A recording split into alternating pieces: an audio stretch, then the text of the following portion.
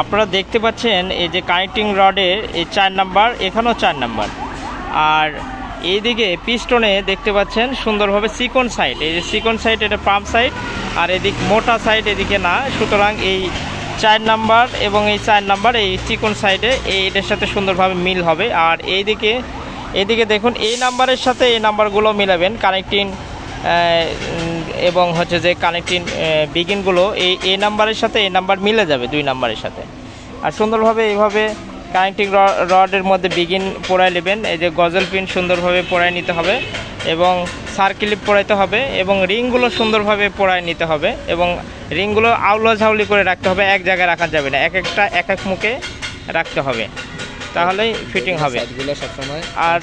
আর বিগিনের এই সাইডগুলো সব সময় এই সাইডগুলো পাম্পের দিকে, ইঞ্জিনের পাম্পের এই মার্ক আছে আপনারা দেখতে পাচ্ছেন, এটা পাম্পের দিকে অবস্থান হবে, এই আর কি। থ্যাংক ইউ সবাইকে।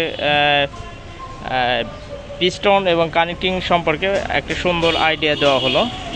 ওকে, আসসালামু আলাইকুম।